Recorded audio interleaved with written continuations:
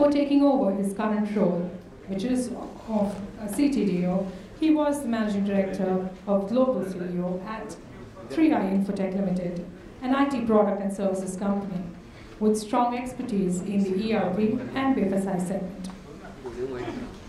He was also the Executive Director at ICICI Prudential Life, and he's also been a part of the team that involved in the digital transformation of the ICICI Group. He's been credited with building the direct marketing division for the bank and is also the founder director of Loyalty Services Management. I'm going to request all of you to please give him a loud round of applause as we welcome on stage Mr. Madhivanan Krishna.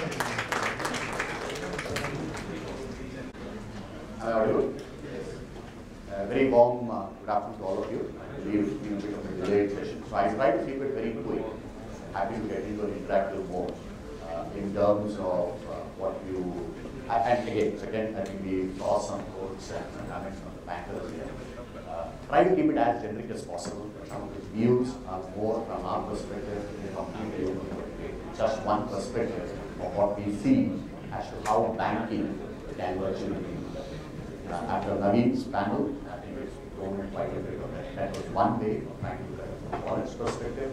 But as incumbent banks, what exactly is the role that we need to play? How do we need to change with times? What is it that we need to retain and what is it that we need to change? This is the big dilemma. And unlike some of the new fintech companies or some of the new players in the market, publicly listed banks, whether they're in the private sector or whether they're in the public sector, are accountable to a very large scale. Therefore, let me say we wouldn't have the deep pockets or the particular mandate going to complete business. Let me catch up on how we would like to approach this problem. Very quick, I think amongst all of you, it's like selling gold to Newcastle. We know exactly the big drivers that is happening in the ecosystem. Banking in the good old days was very simple. Get a license from RBI, open branches, even every branch to get an extension, it used to be a long, drafted affair.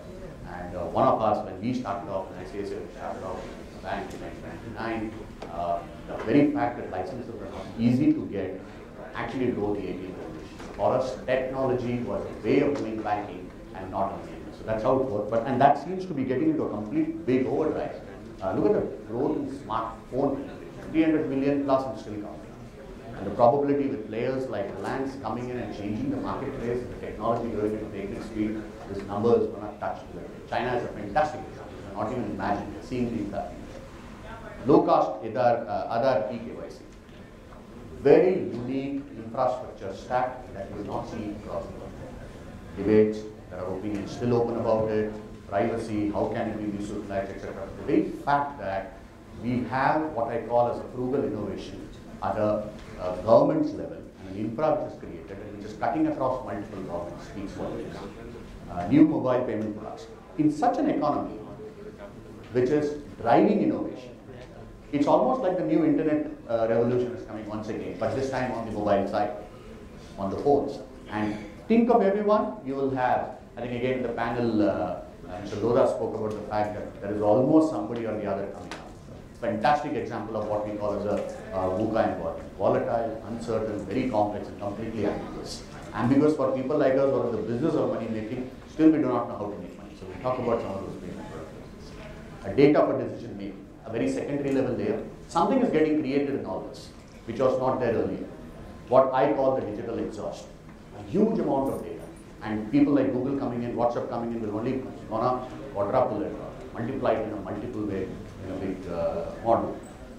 So what exactly is data going to play? How are we going to monetize it? Are we going to make the platform? These are stories which are yet to open up. Ecosystem for partnerships. Earlier, we used to have a very isolated world. Today, trying to do things alone is becoming difficult. And that's what I touch upon. So there is enough partnerships available, and there the regulator is much more open. What do you want to participate with? How are the roles and responsibilities created? Risks are managed. And cloud computing infrastructure. Even tech is not sort of staying back. You're getting models where you can be faster, you can fail faster, you do not have to put huge investments, experiment, if it works, then scale. So those are the good trends which are helping banks to reinvent themselves or at least transform themselves. Enablers. Two big events, demonetization, GST. The verdict might still be out on whether it's good, bad, what has it done, but it has certainly fueled all of us. It has forced us. We talk about agile world over, you should have seen the agile that was happening within the banking system 1 year back, November and December. Things which we never thought, we used to, there is HP here, I'm sure we'll talk about how to write VRS, give a mandate and then get things, nothing worked, it just happened. And that's what agility is all about. That's on the bank side. Our ability to respond when pushed to the corner is, no matter what is our color, we will change. That is very much there. But also in terms of the adoption, we all spoke about cash coming in and going out. It went up dramatically. Today, as I speak, we are back to those numbers. So there was a new normal which was created. There is this new set of customers who came in who did not dare. Quite a bit of them left, but there is a big chunk who continues and whose usage is becoming bigger. So I come from an FMCG world before my banking career.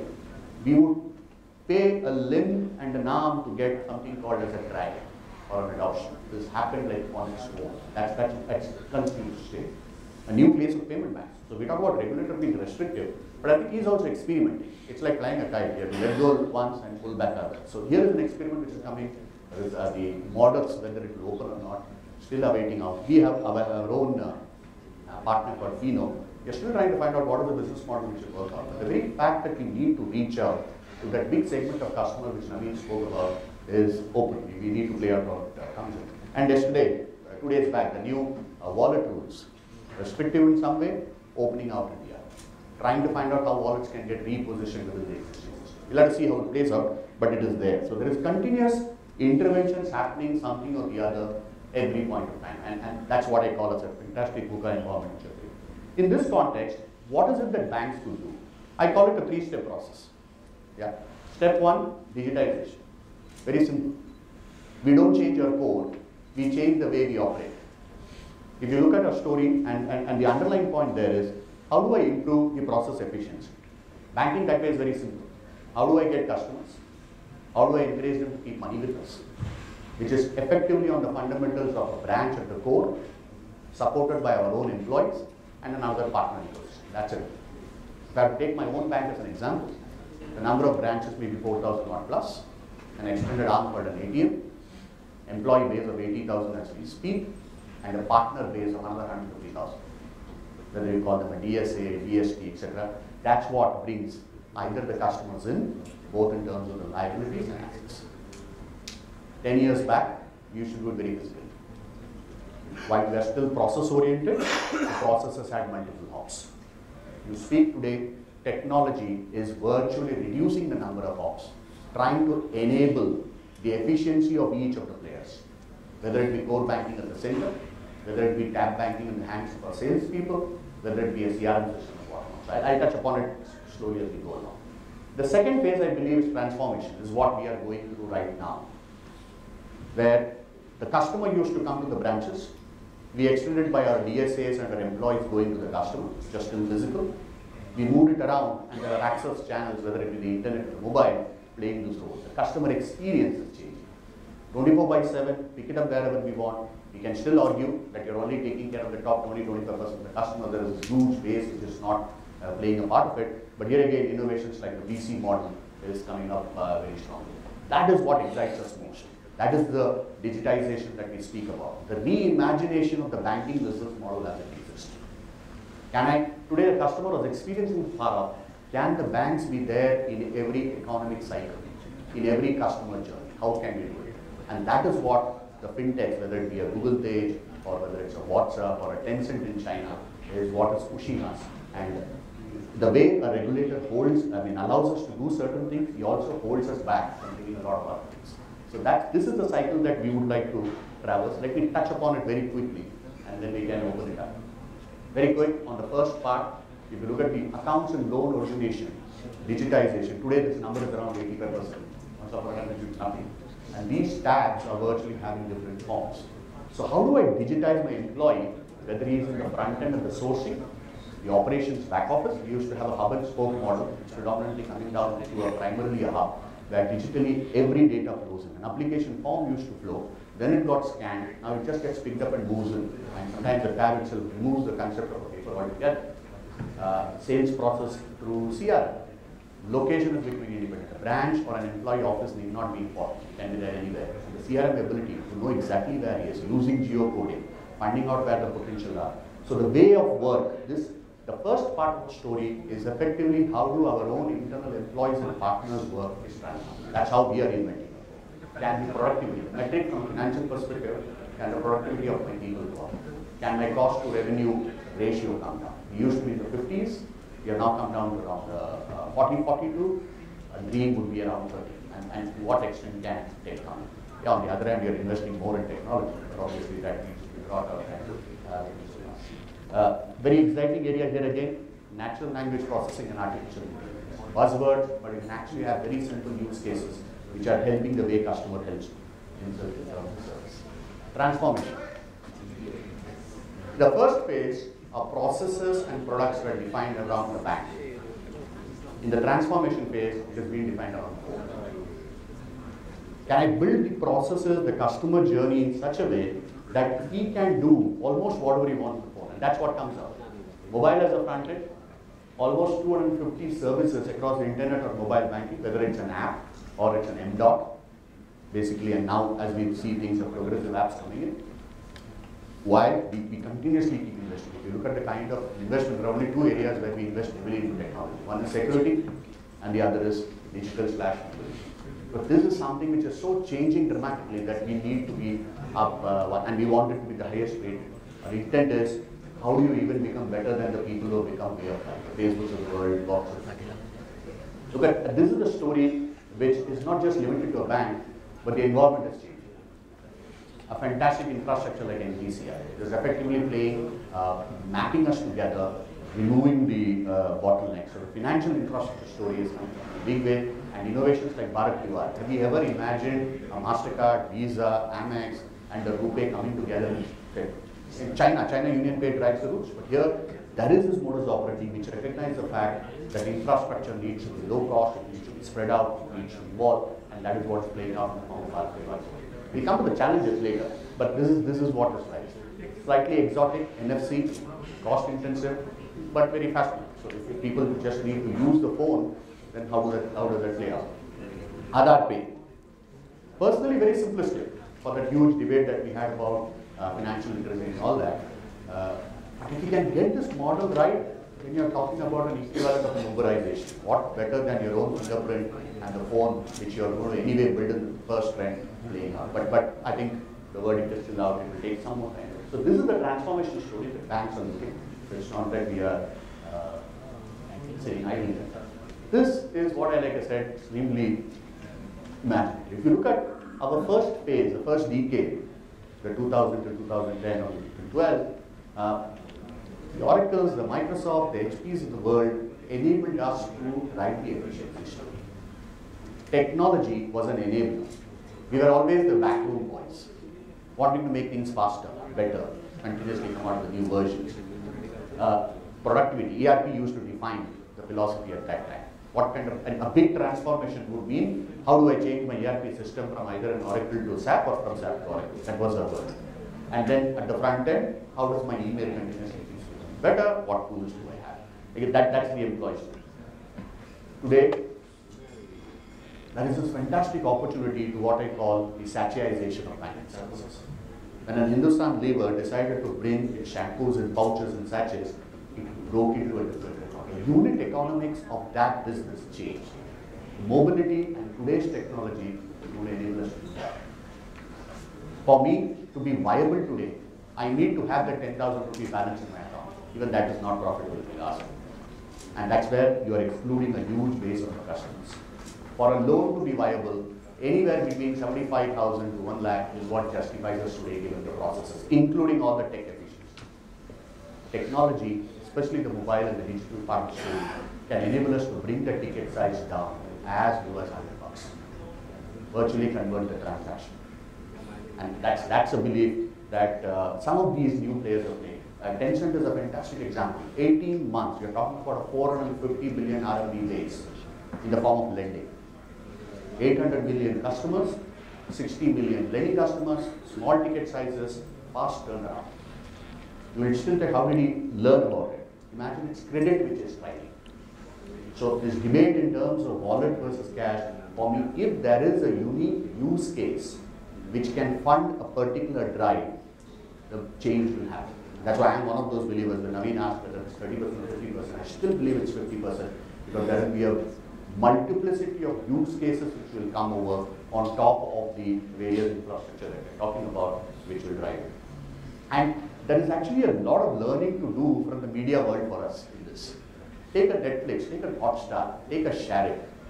Even a guy who's not educated, the amount of stuff that he is able to transfer, view, is huge. A Share is 300 million base in a country like India. A guy who buys a smartphone, the dealer when he sells it, downloads a Share and gives it to him. So the sharing economy or the transfer economy is up there. Can you imagine a scenario where this happens instead of the movies and it works for cash? What is the regulatory framework? What is the risk? How do I protect? See, regulator drives by protecting the most weakest.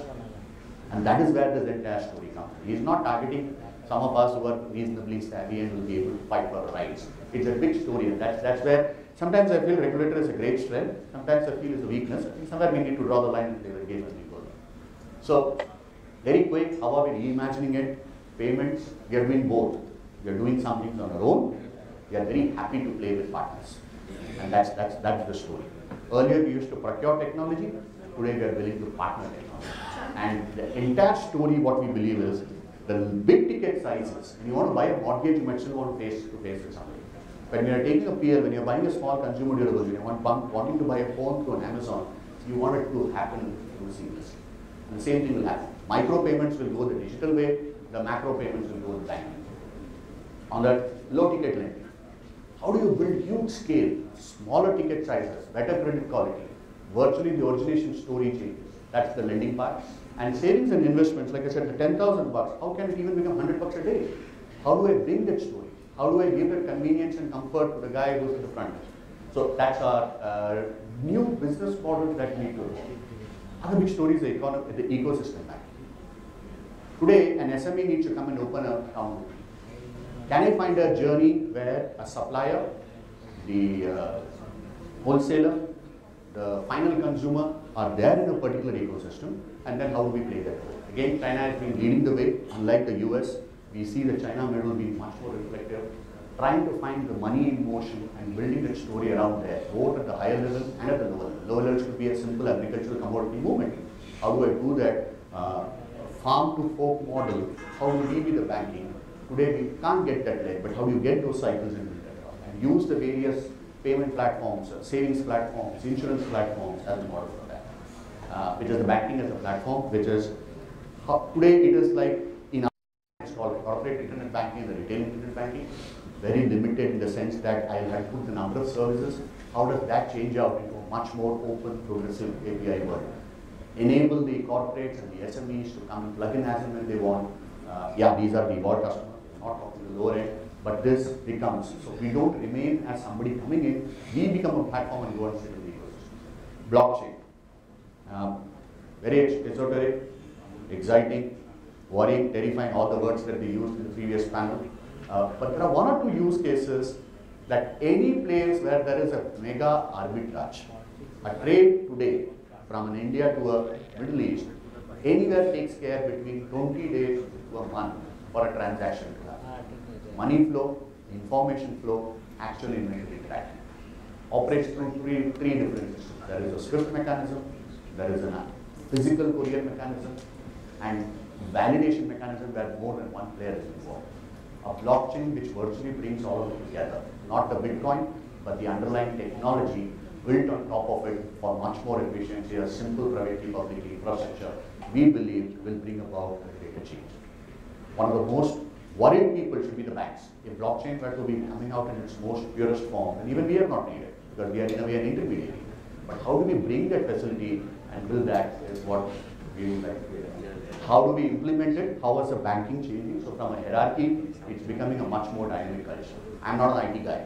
A business guy getting into IT and digital is a reflection of how we are thinking and how we build it. And that's how the team is also evolved. It's organized around journeys. Google is a fantastic example. Search for them is a journey. What is the journey equivalent to the banking world? How can we build production processes, not just a mortgage or a consumer finance? You want to buy a home, that's a journey. How do we play that? So that's one story. Scalable technology. This is a challenge for us. We are relatively younger, but we are still 23-year-old. So we have already built a legacy. How should I change my core banking? Should I build around? Should I try to do completely on the cloud? Will my regulator allow it? Today there is no rule which says you can't do it, but it leaves it to us. For us, the most important asset that any bank can have is reputation. It's not the value equation. Our ability to be flexible and our ability to put something on the table which is secure is a more critical. And that's where trying to build a very scalable technology is very, so how do you build it modular? How do you play out with it? Build, and this is linked to the customer journey. So how do we gear for iPod? Google Pay, personally we thought we were well prepared. We were shocked. The volumes were huge. We had a lot of hiccups. And now things are smoothing out. So I think when the value proposition is good, scale will happen, adoption will take place. That's an early bird. Embedded analytics, big data. Data is huge. If other of the fintechs are talking about data, come to us, we'll tell you what the data is. But we don't know what to do with it. There are very few use cases which are being built. And this is only becoming better and better. Artificial intelligence, embedded analytics, machines coming and telling us what you're doing. My ATM can give me a machine. I will be able to drill down. And if one means Aadhaar coming in, my ability to even pinpoint and put a human behind it is much better. But at the same time, there are privacy laws. There are things which will come up. We as a nation will mature and a regulation of a different kind. That's a very important area building in. And hopefully, this is an infra now. The Aadhaar model, how will it scale up? Will it come? So this in our mind is the people, data and analytics, technology will continue to play a key role, no more as just as an enabler, but it's actually coming to the center stage and playing the front end game, geared to the mobile and the building blocks of what we do. In all this, there is another change which is happening. We are very happy with that. So blockchain, for example, we believe we will never be able to do alone.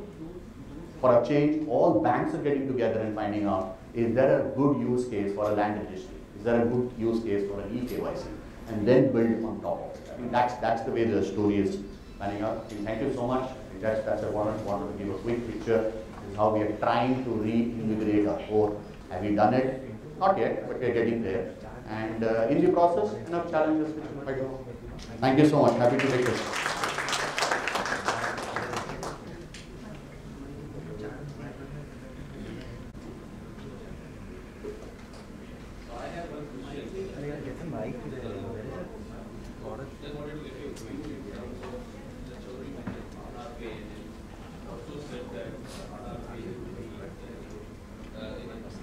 Pay could bring some kind of revolution.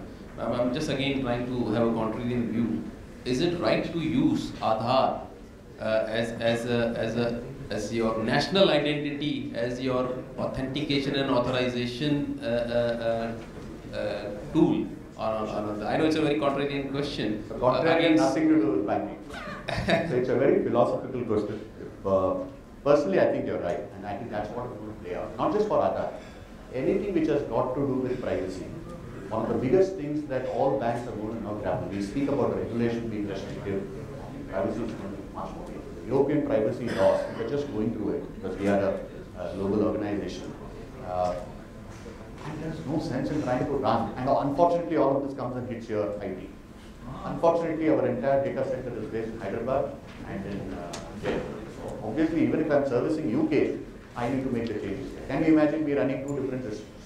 So all this privacy bit, not just from an Aadhaar perspective, one is the philosophical question of do you want a fingerprint and do you want an identity? By that logic, all of us should have protested and said Aadhaar should not be linked to the bank account. But that's a play which we need to, what is the pros and benefits which we like to evaluate? So linking is fine. Linking should be done ideally. But in terms of using Aadhaar as an authentication or authorization is something which I personally don't approve of. So I wanted to get a view from the... It's a philosophical call. But when you look at the economics involved, still it's not taking off in a big way for whatever inherent limitations. Certainly not for privacy. People are doing it more out of not out of habit. It's not a cryptographically certified solution to use Aadhaar. So ideally, when we are into the digital era, we need to ensure that that the solutions which we use have to be cryptographic. It's no way. It's a unique authentication tool. but it's neither encrypted nor data integrity nor reputation. While the skimmers are available, you can still use your skimmers for fingerprints and all. So more of a, yes, you're right, general philosophical question, but I think it's important to take this as a deliberate upon it. Absolutely. I agree. That's it. Thank you so much. Real pleasure talking to you. Thank you very much.